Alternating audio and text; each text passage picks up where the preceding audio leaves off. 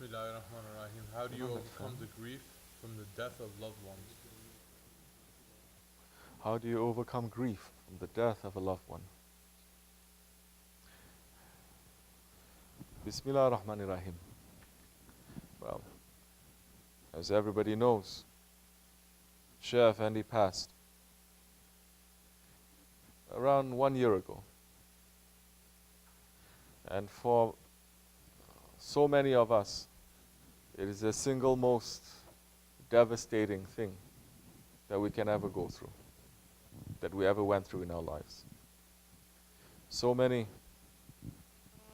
understanding that even the death of our parents or our children will not be as great, the grief, as the passing away, the veiling of our Shaykh. And so many are claiming at that time things are going to change forever. I will never get over this grief. So many are saying, we love Shaykh Effendi so much, and they're shedding big tears.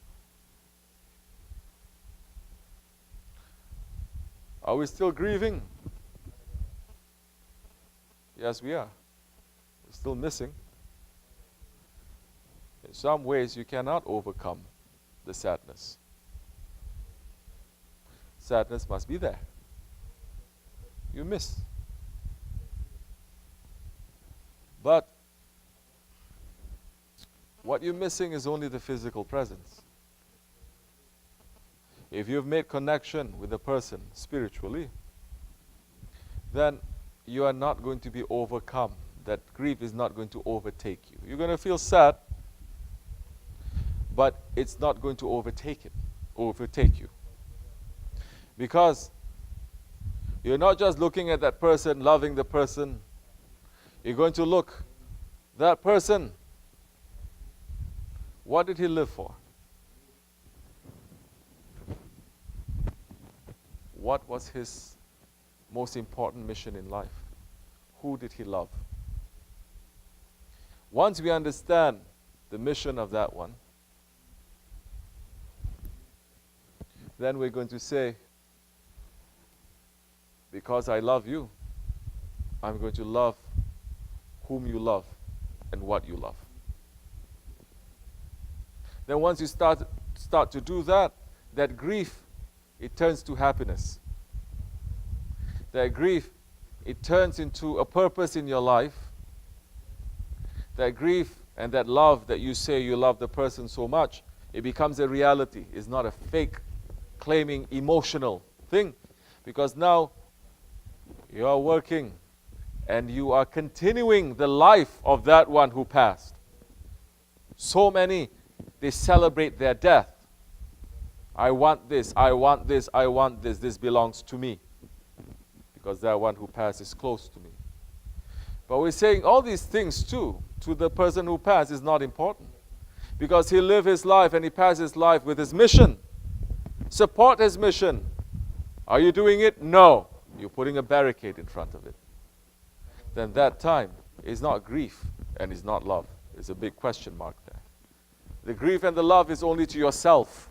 It's only emotional to yourself. But you're not understanding who that one is, what he lived for, and what he passed his life for.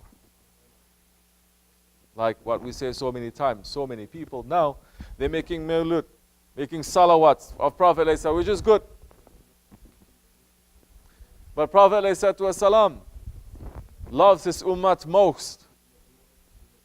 What are we doing for the ummah? If you're a leader, what are you doing for the ummah? Are you at least waking up the ummah through the tongue because you cannot move with your hands? What kind of religious leader? You cannot forbid what is wrong and encourage what is good.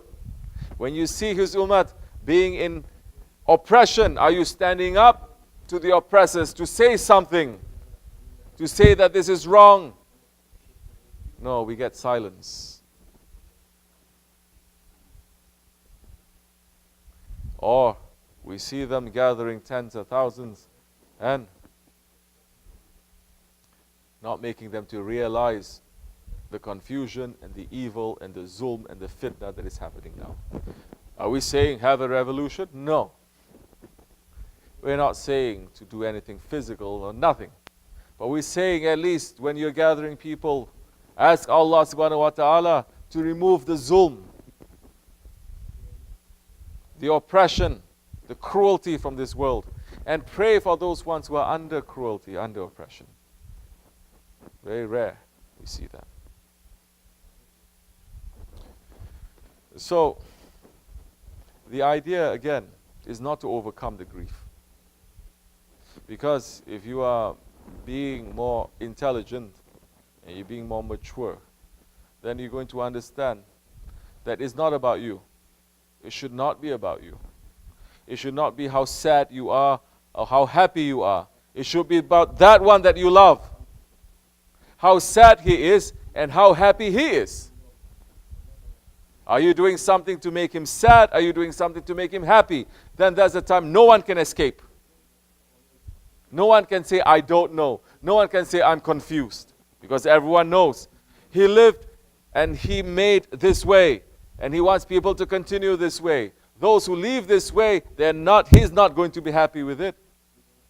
Then who cares whether we're grieving or we're not grieving?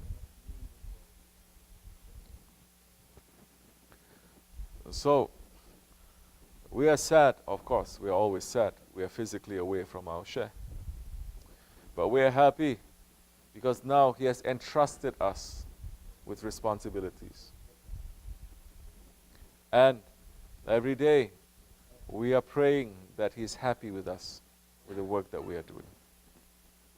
Inshallah, may he be happy with us. There's a time also, then if you are saying that you are so overcome with emotions, you will get rid of that emotion soon too. Because you're going to say, this is too much already. This is not important. What I'm feeling is not important. It's what my Shaykh or whoever it is that you love who passed away, what did he live his life for? He is more important. Then you're going to help to continue his legacy. And then that's the time when you'll be able to have more love in your heart. And that one will send more love to your heart too. Because you are looking and you're keeping high what he keeps high. Inshallah. May Allah subhanahu wa ta'ala bless our Shaykh and grant him higher stations. And may he send us more of his support in these days. Assalamu alaikum wa rahmatullahi wa barakatuh.